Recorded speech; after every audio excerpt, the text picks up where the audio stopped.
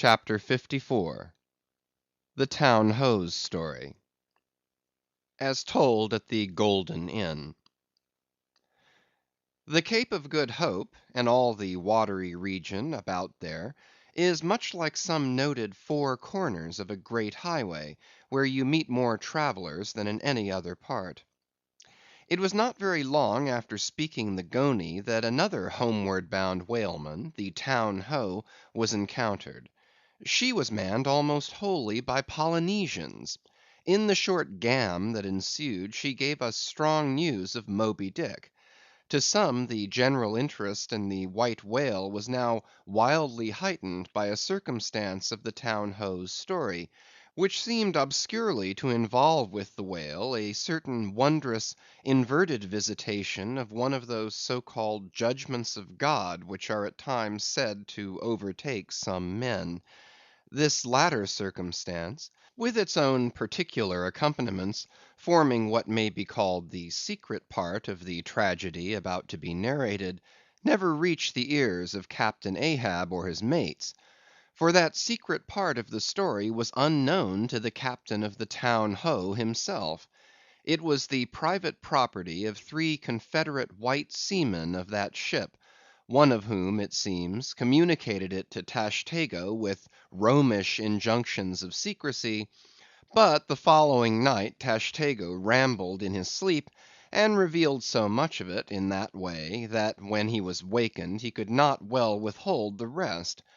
Nevertheless, so potent an influence did this thing have on those seamen in the Pequod who came to the full knowledge of it, and by such a strange delicacy, to call it so, were they governed in this matter, that they kept the secret among themselves so that it never transpired abaft the Pequod's mainmast. Interweaving in its proper place this darker thread with the story as publicly narrated on the ship, the whole of this strange affair I now proceed to put on lasting record.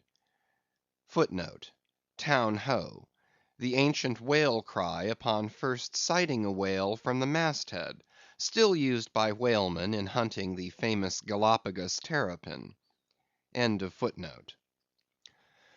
For my humor's sake, I shall preserve the style in which I once narrated it at Lima, to a lounging circle of my Spanish friends, one Saint's Eve, smoking upon the thick gilt, tiled piazza of the Golden Inn.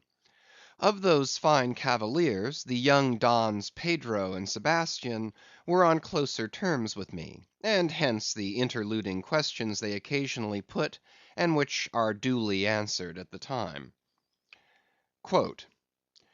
Some 2 years prior to my first learning the events which I am about rehearsing to you, gentlemen, the Town Ho, sperm whaler of Nantucket, was cruising in your Pacific here, not very many days' sail eastward from the eaves of this good Golden Inn. She was somewhere to the northward of the line. One morning, upon handling the pumps, according to daily usage, it was observed that she made more water in her hold than common. They supposed a sword fish had stabbed her, gentlemen; but the captain having some unusual reason for believing that rare good luck awaited him in those latitudes, and therefore being very averse to quit them, and the leak not being then considered at all dangerous, though indeed they could not find it after searching the hold as low down as was possible in rather heavy weather, the ship still continued her cruisings, the mariners working at the pumps at wide and easy intervals. But no good luck came, more days went by, and not only was the leak yet undiscovered, but it sensibly increased; so much so, that now taking some alarm, the captain, making all sail, stood away for the nearest harbor among the islands, there to have his hull hove out and repaired. Though no small passage was before her, yet if the commonest chance favored, he did not at all fear that his ship would founder by the way, because his pumps were of the best, and being periodically relieved at them, those 36 men of his could easily keep the ship free; never mind if the leak should double on her.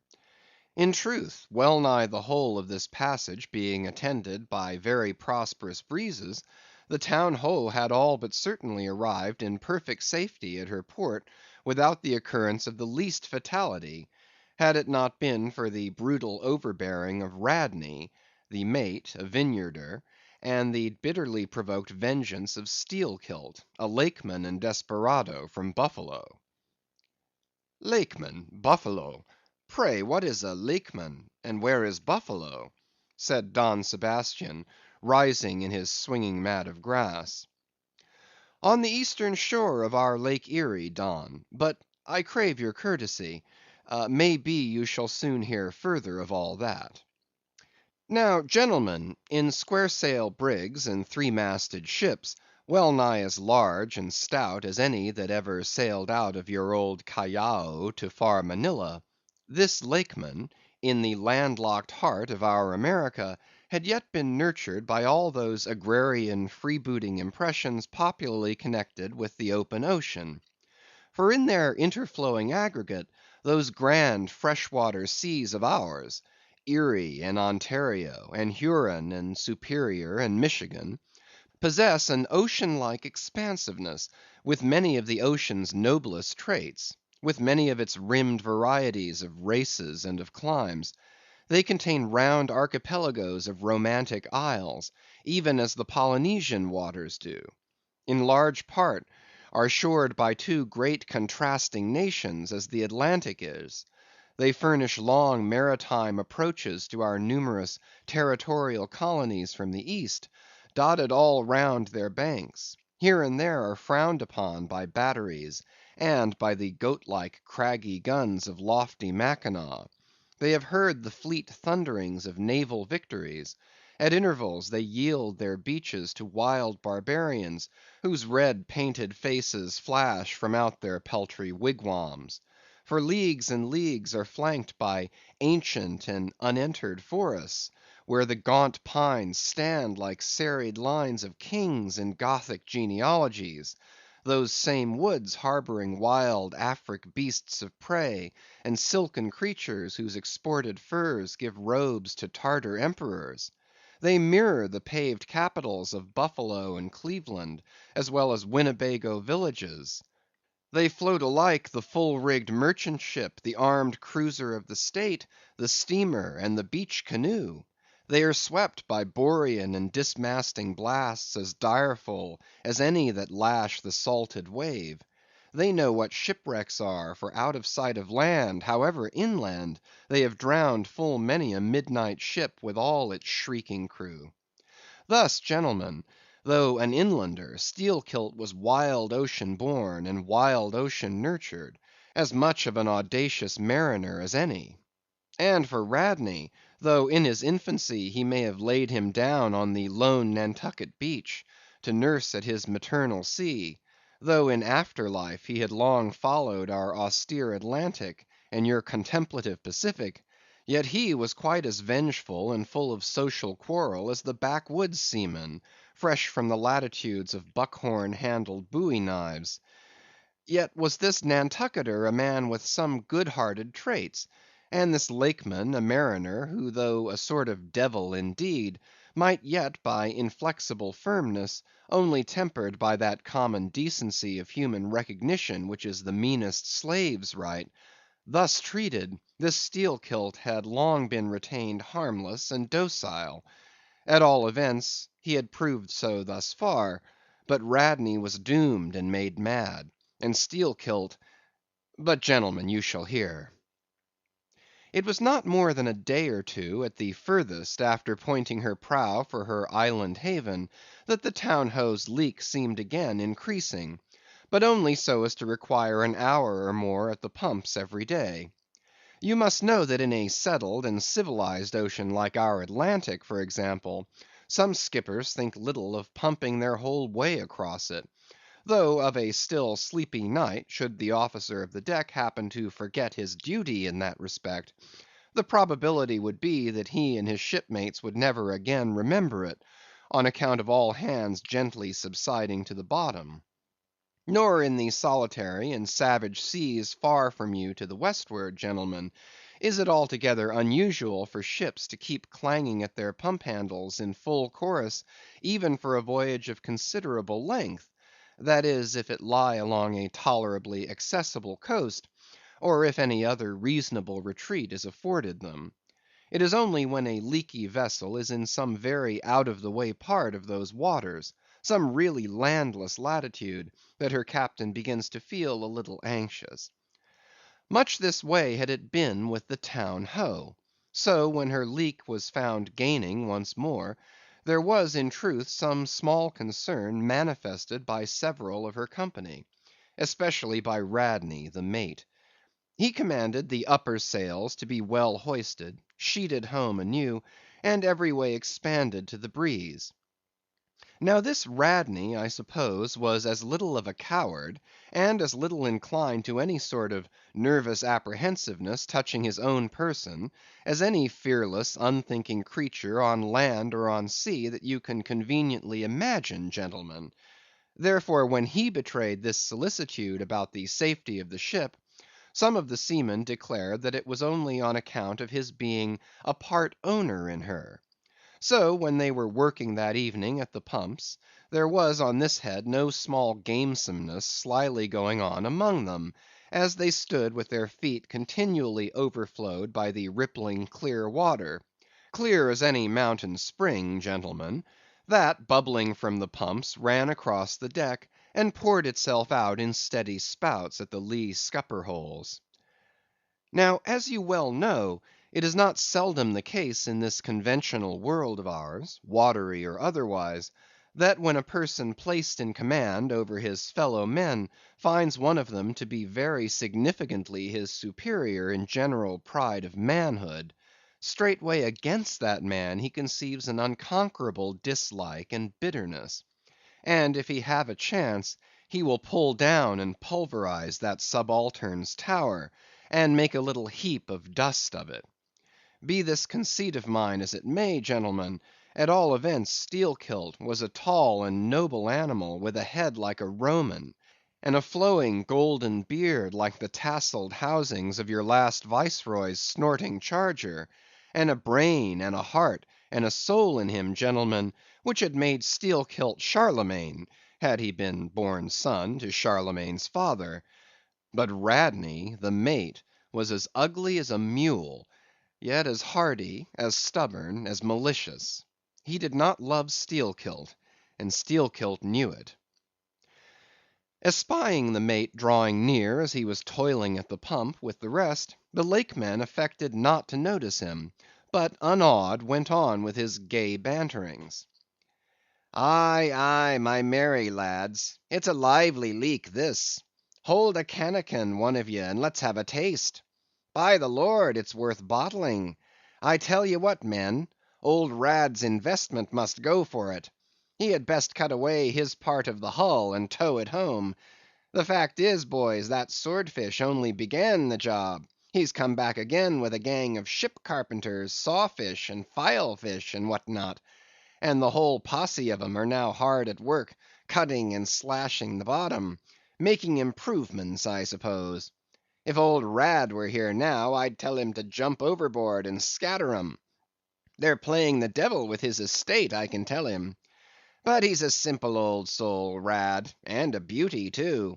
Boys, they say the rest of his property is invested in looking glasses. I wonder if he'd give a poor devil like me the model of his nose." "Damn your eyes! What's that pump stopping for?" roared Radney, pretending not to have heard the sailors' talk. "Thunder away at it." "Aye, aye, sir," said Steelkilt, merry as a cricket. "Lively, boys, lively now." And with that the pump clanged like 50 fire engines; the men tossed their hats off to it, and ere long that peculiar gasping of the lungs was heard, which denotes the fullest tensions of life's utmost energies. Quitting the pump at last with the rest of his band, the Lakeman went forward all panting, and sat himself down on the windlass, his face fiery red, his eyes bloodshot, and wiping the profuse sweat from his brow. Now what cozening fiend it was, gentlemen, that possessed Radney to meddle with such a man in that corporeally exasperated state, I know not. But so it happened. Intolerably striding along the deck, the mate commanded him to get a broom and sweep down the planks, and also a shovel, and remove some offensive matters consequent upon allowing a pig to run at large. Now, gentlemen, sweeping a ship's deck at sea is a piece of household work, which in all times but raging gales is regularly attended to every evening. It has been known to be done in the case of ships actually foundering at the time. Such, gentlemen, is the inflexibility of sea usages, and the instinctive love of neatness in seamen, some of whom would not willingly drown without first washing their faces. But in all vessels this broom business is the prescriptive province of the boys, if boys there be aboard. Besides, it was the stronger men in the town ho that had been divided into gangs, taking turns at the pumps; and being the most athletic seaman of them all, Steelkilt had been regularly assigned captain of one of the gangs; consequently he should have been freed from any trivial business not connected with truly nautical duties, such being the case with his comrades. I mention all of these particulars so that you may understand exactly how this affair stood between the two men. But there was more than this. The order about the shovel was almost as plainly meant to sting and insult Steelkilt as though Radney had spat in his face. Any man who has gone sailor in a whale ship will understand this; and all this, and doubtless much more, the Lakeman fully comprehended when the mate uttered his command. But as he sat still for a moment, and as he steadfastly looked into the mate's malignant eye, and perceived the stacks of powder casks heaped up in him, and the slow match silently burning along towards them; as he instinctively saw all this, that strange forbearance and unwillingness to stir up the deeper passionateness in any already ireful being; a repugnance most felt, when felt at all, by really valiant men, even when aggrieved; this nameless phantom feeling, gentlemen, stole over Steelkilt. Therefore, in his ordinary tone, only a little broken by the bodily exhaustion he was temporarily in, he answered him saying that sweeping the deck was not his business, and he would not do it. And then, without at all alluding to the shovel, he pointed to three lads as the customary sweepers, who, not being billeted at the pumps, had done little or nothing all day. To this Radney replied with an oath, in a most domineering and outrageous manner, unconditionally reiterating his command, meanwhile advancing upon the still seated Lakeman with an uplifted cooper's club hammer, which he had snatched from a cask near by. Heated and irritated as he was by his spasmodic toil at the pumps, for all his first nameless feeling of forbearance, the sweating Steelkilt could but ill brook this bearing in the mate. But somehow still smothering the conflagration within him, without speaking he remained doggedly rooted to his seat; till at last the incensed Radney shook the hammer within a few inches of his face, furiously commanding him to do his bidding. Steelkilt rose, and slowly retreating round the windlass, steadily followed by the mate with his menacing hammer, deliberately repeated his intention not to obey. Seeing, however, that his forbearance had not the slightest effect, by an awful and unspeakable intimation with his twisted hand, he warned off the foolish and infatuated man; but it was to no purpose; and in this way the two went once slowly round the windlass, when resolved at last no longer to retreat, bethinking him that he had now forborne as much as comported with his humor, the Lakeman paused on the hatches, and thus spoke to the officer: "Mr. Radney, I will not obey you. Take that hammer away, or look to yourself." But the predestinated mate coming still closer to him, where the Lakeman stood fixed, now shook the heavy hammer within an inch of his teeth, meanwhile repeating a string of insufferable maledictions. Retreating not the thousandth part of an inch, Stabbing him in the eye with the unflinching poniard of his glance, Steelkilt, clenching his right hand behind him, and creepingly drawing it back, told his persecutor that if the hammer but grazed his cheek, he, Steelkilt, would murder him. But, gentlemen, the fool had been branded for the slaughter by the gods. Immediately the hammer touched his cheek, the next instant the lower jaw of the mate was stove in his head. He fell on the hatch, spouting blood like a whale.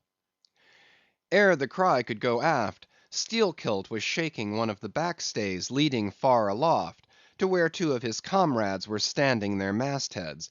They were both Canallers. "Canallers!" cried Don Pedro.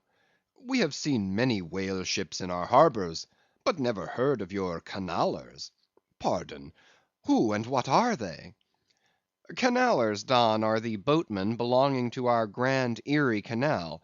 You must have heard of it." "Nay, Senor. Hereabouts in this dull, warm, most lazy and hereditary land, we know but little of your vigorous North." "Aye? Well then, Don, refill my cup. Your chicha's very fine, and ere proceeding further, I will tell you what our Canallers are, for such information may throw sidelight upon my story. For 360 miles, gentlemen, through the entire breadth of the State of New York, through numerous populous cities and most thriving villages, through long, dismal, uninhabited swamps and affluent cultivated fields, unrivalled for fertility, by billiard room and bar room, through the holy of holies of great forests, on Roman arches over Indian rivers, through sun and shade, by happy hearts or broken, through all the wide contrasting scenery of those noble Mohawk counties, and especially by rows of snow-white chapels, whose spires stand almost like milestones, flows one continual stream of Venetianly corrupt and often lawless life. There's your true Ashantee, gentlemen; there howl your pagans, where you ever find them next door to you, under the long flung shadow and the snug patronizing lee of churches. For by some curious fatality, as it is often noted of your metropolitan freebooters that they ever encamp around the halls of justice, so sinners, gentlemen, most abound in holiest vicinities. "Is that a friar passing?" said Don Pedro, looking downwards into the crowded piazza with humorous concern. "Well, for our northern friend, Dame Isabella's Inquisition wanes in Lima," laughed Don Sebastian. "Proceed, Senor." "A moment, pardon," cried another of the company. "In the name of all us Limeese, I but desire to express to you, sir sailor, that we have by no means overlooked your delicacy in not substituting present Lima for distant Venice in your corrupt comparison. Oh no, do not bow and look surprised. You know the proverb along all this coast, corrupt as Lima. It but bears out your saying too.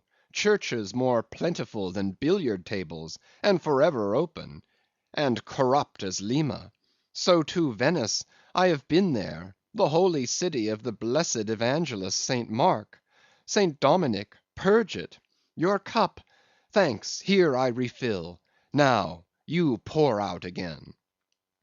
Freely depicted in his own vocation, gentlemen, the Canaller would make a fine dramatic hero, so abundantly and picturesquely wicked is he. Like Mark Antony, for days and days along his green turfed flowery Nile, he indolently floats, openly toying with his red cheeked Cleopatra, ripening his apricot thigh upon the sunny deck. But ashore all this effeminacy is dashed. The brigandish guise which the Canaller so proudly sports, his slouched and gaily ribboned hat betoken his grand features. A terror to the smiling innocence of the villages through which he floats, his swart visage and bold swagger are not unshunned in cities. Once a vagabond on his own canal, I have received good turns from one of these Canallers.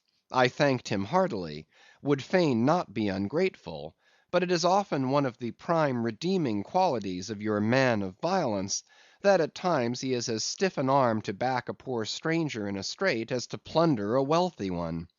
In sum, gentlemen, what the wildness of this canal life is emphatically evinced by this, that our wild whale fishery contains so many of its most finished graduates, and that scarce any race of mankind, except Sydney men, are so much distrusted by our whaling captains.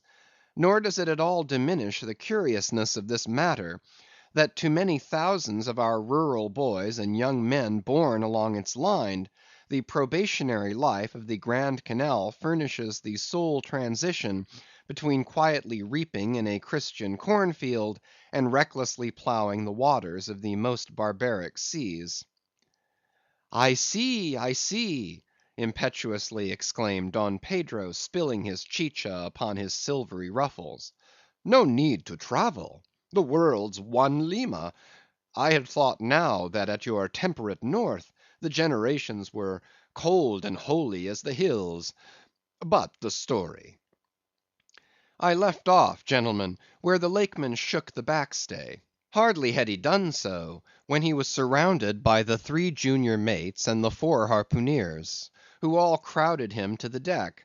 But sliding down the ropes like baleful comets, the 2 canallers rushed into the uproar, and sought to drag their man out of it toward the forecastle.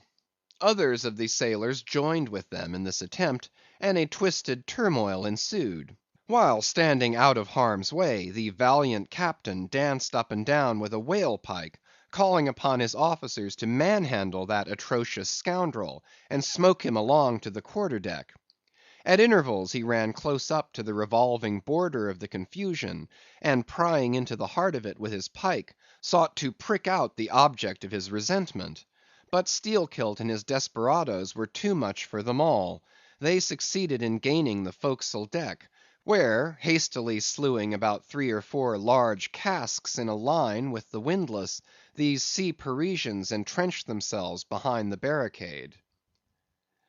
"Come out of that, ye pirates!" roared the captain, now menacing them with a pistol in each hand, just brought to him by the steward. "Come out of that, ye cut-throats!" Steelkilt leaped on the barricade, and striding up and down there, defied the worst the pistols could do; but gave the captain to understand distinctly that his, Steelkilt's death, would be the signal for a murderous mutiny on the part of all hands. Fearing in his heart lest this might prove but too true, the captain a little desisted, but still commanded the insurgents instantly to return to their duty. "Will ye promise not to touch us, if we do?" demanded their ringleader. "Turn to! Turn to! I make no promise. To your duty! Do you want to sink the ship by knocking off at a time like this? Turn to!" And he once more raised a pistol. "Sink the ship!" cried Steelkilt. "Aye, let her sink. Not a man of us turns to, unless ye swear not to raise a rope yarn against us.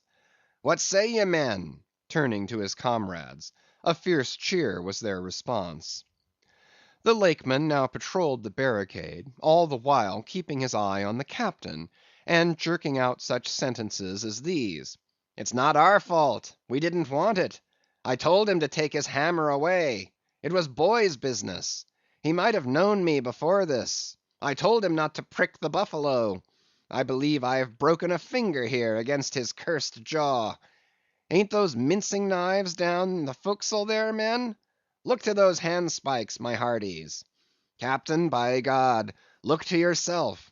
Say the word, and don't be a fool. Forget it all. We are ready to turn to. Treat us decently, and we're your men, but we won't be flogged. Turn to! I make no promises. Turn to, I say." "Look ye now," cried the Lakeman, flinging out his arms towards him. "There are a few of us here, and I am one of them, who have shipped for the cruise, d'ye see.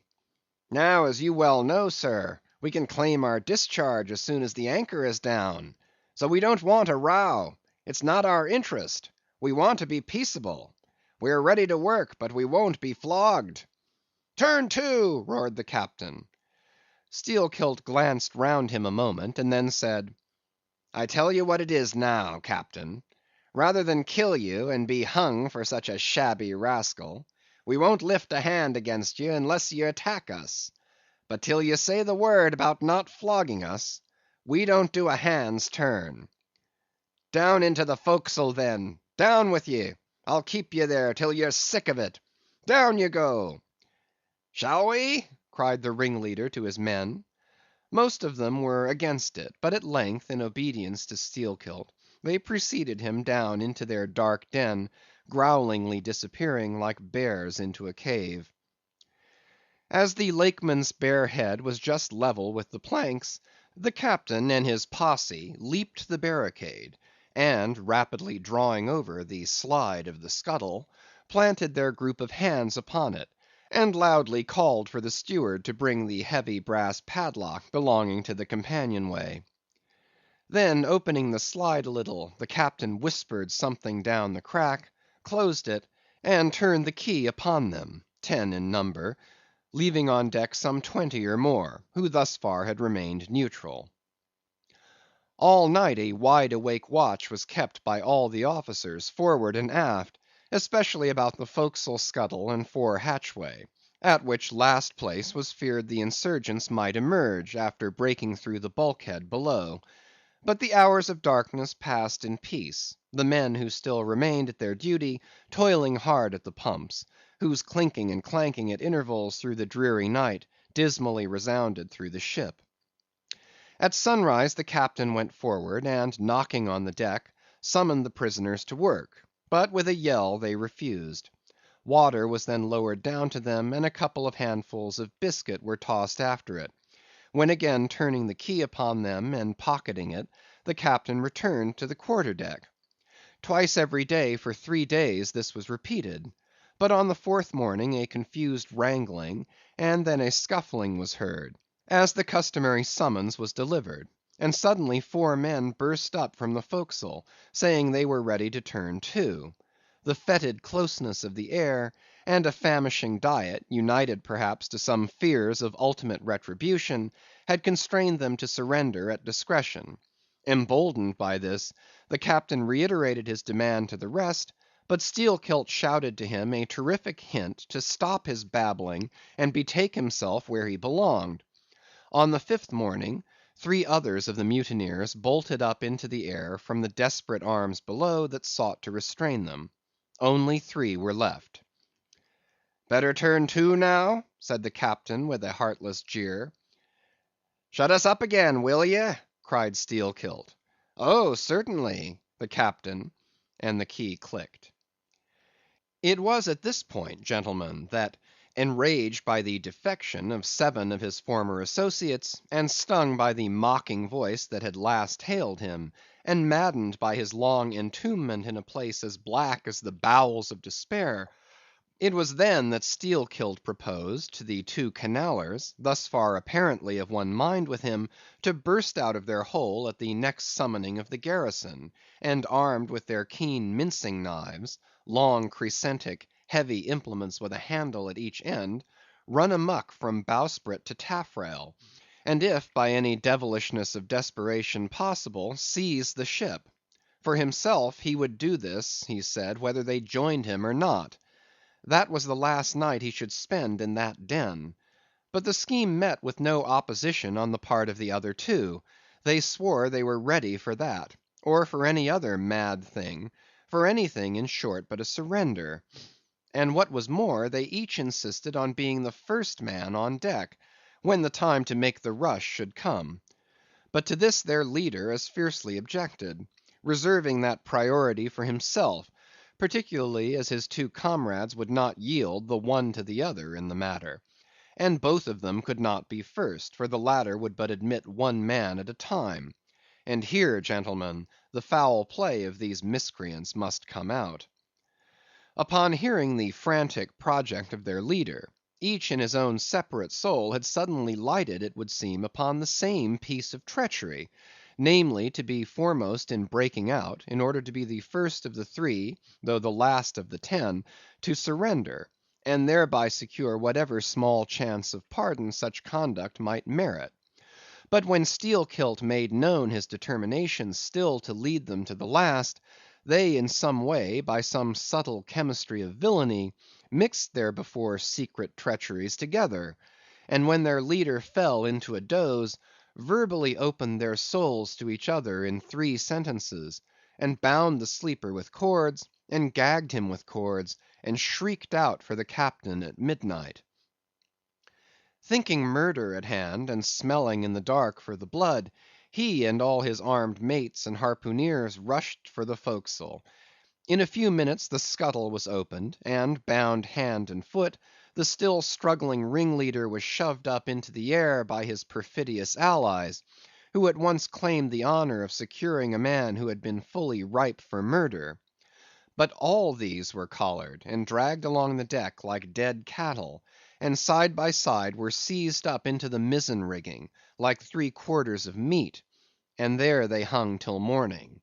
"Damn ye!" cried the captain, pacing to and fro before them, "the vultures would not touch ye, ye villains!"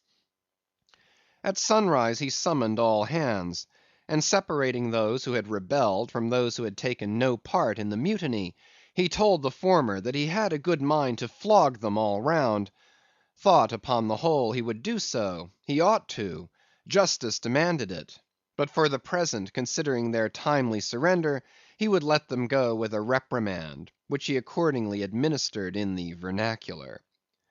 "But as for you, ye carrion rogues," turning to the 3 men in the rigging, "for you, I mean to mince you up for the try pots." And seizing a rope, he applied it with all his might to the backs of the 2 traitors, till they yelled no more, but lifelessly hung their heads sideways, as the 2 crucified thieves are drawn. "My wrist is sprained with ye," he cried at last, "but there's still rope enough left for you, my fine bantam, that wouldn't give up. Take that gag from his mouth, and let us hear what he can say for himself." For a moment the exhausted mutineer made a tremulous motion of his cramped jaws, then painfully twisting round his head, said in a sort of hiss, "What I say is this, and mind it well. If ye flog me, I murder you." "Say ye so? See then how ye frighten me," and the captain drew off with the rope to strike. "Best not," hissed the Lakeman. "But I must," and the rope was once more drawn back for the stroke. Steelkilt here hissed out something, inaudible to all but the captain, who, to the amazement of all hands, started back, paced the deck rapidly 2 or 3 times, and then suddenly throwing down his rope, said, "I won't do it. Let him go. Cut him down, d'ye hear?" But as the junior mates were hurrying to execute the order, a pale man with a bandaged head arrested them. Radney, the chief mate. Ever since the blow he had lain in his berth, but that morning, hearing the tumult on the deck, he had crept out, and thus far had watched the whole scene.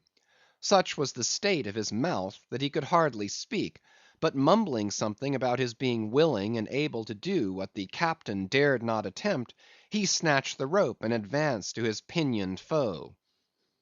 "You are a coward," hissed the Lakeman. "So I am, but take that."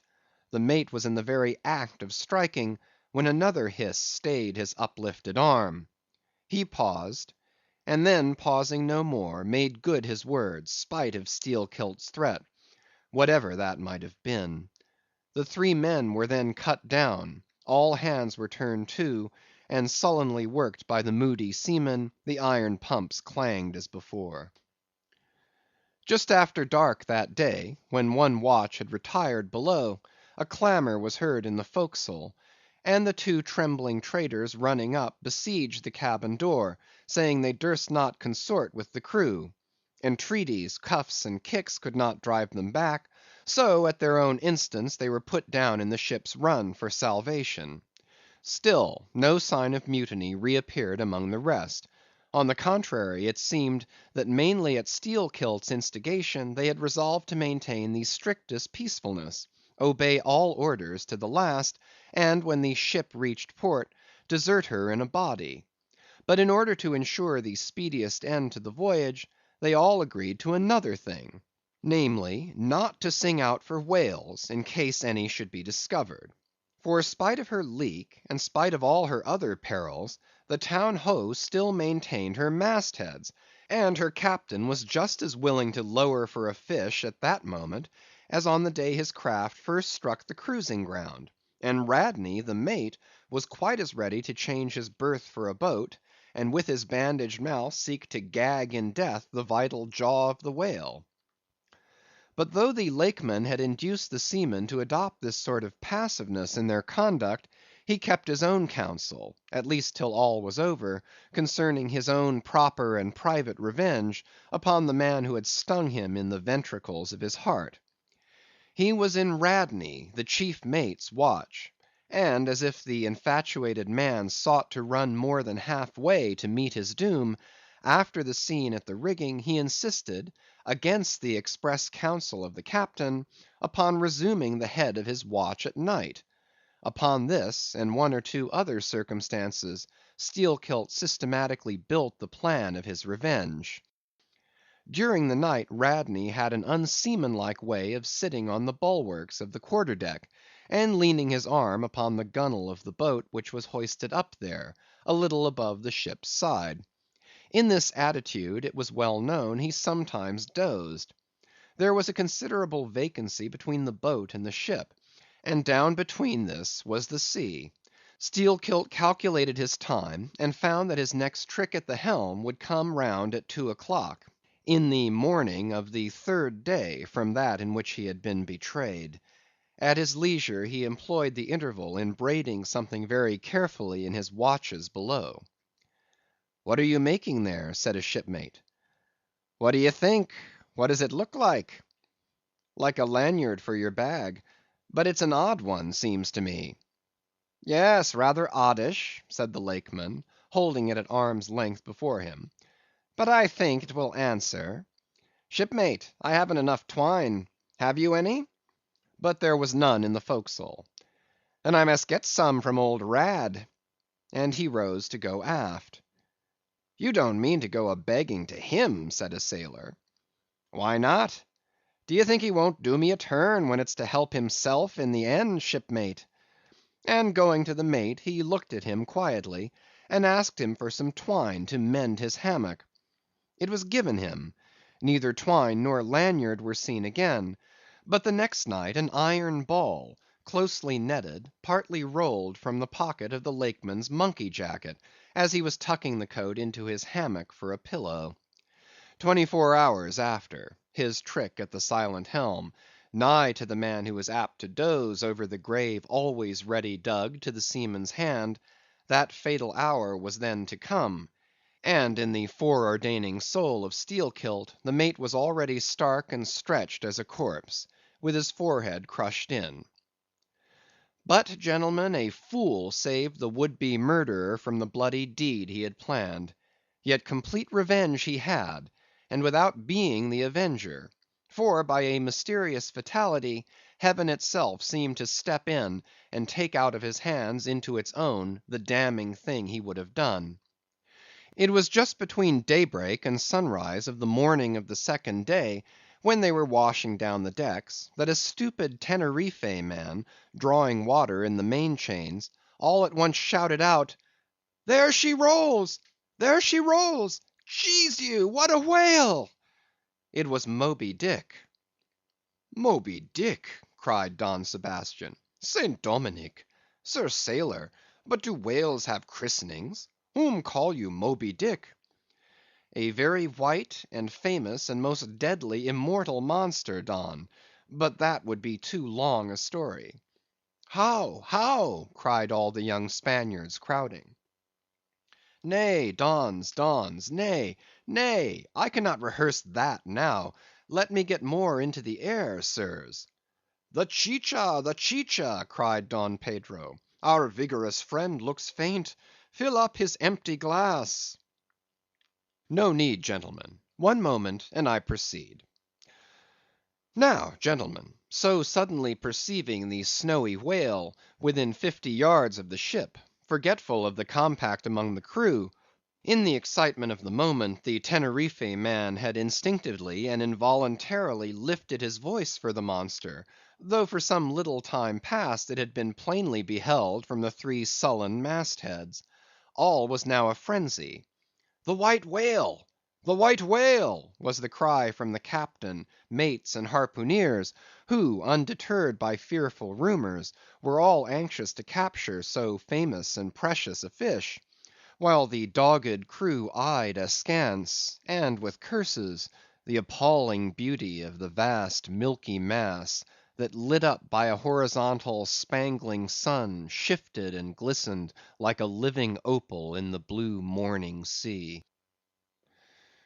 Gentlemen, a strange fatality pervades the whole career of these events, as if verily mapped out before the world itself was charted.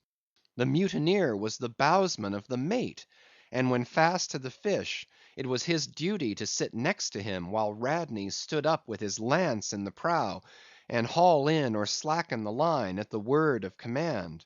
Moreover, when the four boats were lowered, the mates got the start, and none howled more fiercely with delight than did Steelkilt as he strained at his oar. After a stiff pull, their harpooneer got fast, and spear in hand, Radney sprang to the bow. He was always a furious man, it seems, in a boat; and now his bandaged cry was, to beach him on the whale's topmost back. Nothing loath, his bowsman hauled him up and up, and through a blinding foam that blent two whitenesses together, till of a sudden the boat struck as against a sunken ledge, and keeling over, spilled out the standing mate. That instant, as he fell on the whale's slippery back, the boat righted and was dashed aside by the swell, while Radney was tossed over into the sea, on the other flank of the whale. He struck out through the spray, and for an instant was dimly seen through that veil, wildly seeking to remove himself from the eye of Moby Dick. But the whale rushed round in a sudden maelstrom, seized the swimmer between his jaws, and rearing high up with him, plunged headlong again, and went down. Meantime, at the first tap of the boat's bottom, the Lakeman had slackened the line, so as to drop astern from the whirlpool. Calmly looking on, he thought his own thoughts. But a sudden terrific downward jerking of the boat quickly brought his knife to the line. He cut it, and the whale was free. But at some distance Moby Dick rose again, and with some tatters of Radney's red woolen shirt, caught in the teeth that had destroyed him. All four boats gave chase again, but the whale eluded them, and finally wholly disappeared. In good time the Town Ho reached her port; a savage, solitary place, where no civilized creature resided. There, headed by the Lakeman, all but 5 or 6 of the foremastmen deliberately deserted among the palms, and eventually, as it turned out, seizing a large double war canoe of the savages, and setting sail for some other harbor.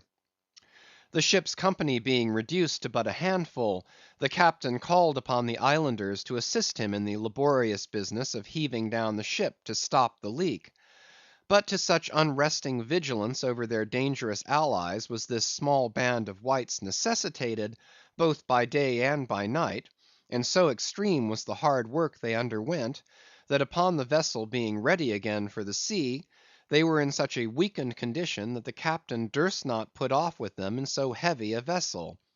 After taking counsel with his officers, he anchored the ship as far off shore as possible, loaded and ran out his 2 cannon from the bows, stacked his muskets on the poop, and warning the islanders not to approach the ship at their peril, took 1 man with him, and setting the sail of his best whale boat, steered straight before the wind for Tahiti, 500 miles distant, to procure a reinforcement to his crew.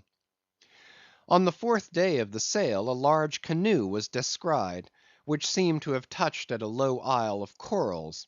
He steered away from it, but the savage craft bore down on him, and soon the voice of Steelkilt hailed him to heave to, or he would run him under water. The captain presented a pistol. With 1 foot on each prow of the yoked war canoes, the Lakeman laughed him to scorn, assuring him that if the pistol so much as clicked in the lock, he would bury him in bubbles and foam. What do you want of me? Cried the captain. Where are you bound, and for what are you bound? Demanded Steelkilt. No lies. I am bound to Tahiti for more men. Very good. Let me board you a moment. I come in peace. With that he leaped from the canoe, swam to the boat, and climbing the gunwale, stood face to face with the captain. Cross your arms, sir. Throw back your head. Now repeat after me. As soon as Steelkilt leaves me, I swear to beach this boat on yonder island, and remain there 6 days. If I do not, may lightning strike me. A pretty scholar, laughed the Lakeman. Adios, Senor. And leaping into the sea, he swam back to his comrades. Watching the boat till it was fairly beached, and drawn up to the roots of the cocoa-nut trees, Steelkilt made sail again, and in due time arrived at Tahiti, his own place of destination. There luck befriended him. 2 ships were about to sail for France, and were providentially in want of precisely that number of men which the sailor headed. They embarked, and so forever got the start of their former captain, had he been at all minded to work them legal retribution. Some 10 days after the French ships sailed, the whale boat arrived, and the captain was forced to enlist some of the more civilized Tahitians, who had been somewhat used to the sea. Chartering a small native schooner, he returned with them to his vessel, and finding all right there, again resumed his cruisings. Where Steelkilt now is, gentlemen, none know; but upon the island of Nantucket, the widow of Radney still turns to the sea, which refuses to give up its dead; still in dreams sees the awful white whale that destroyed him. "Are you through?" said Don Sebastian quietly. "I am, Don." "Then I entreat you, tell me if to the best of your own convictions this your story is in substance really true. It is so passing wonderful. Did you get it from an unquestionable source? Bear with me if I seem to press." "Also bear with all of us, Sir Sailor, for we all join in Don Sebastian's suit," cried the company, with exceeding interest. "Is there a copy of the Holy Evangelists at the Golden Inn, gentlemen?" "Nay," said Don Sebastian, "but I know a worthy priest near by, who will quickly procure one for me. I go for it; but are you well advised? This may grow too serious." "Will you be so good as to bring the priest also, Don?" "Though there are no auto da fés in Lima now," said one of the company to another, "I fear our sailor friend runs risk of the archiepiscopacy. Let us withdraw more out of the moonlight. I see no need of this." "Excuse me for running after you, Don Sebastian; but may I also beg that you will be particular in procuring the largest sized evangelists you can." "This is the priest, and he brings you the evangelists," said Don Sebastian gravely, returning with a tall and solemn figure. "Let me remove my hat. Now, venerable priest, further into the light, and hold the holy book before me, that I may touch it. So help me Heaven, and on my honor, the story I have told you, gentlemen, is in substance, and its great items, true. I know it to be true. It happened on this ball. I trod the ship. I knew the crew. I have seen and talked with Steelkilt since the death of Radney."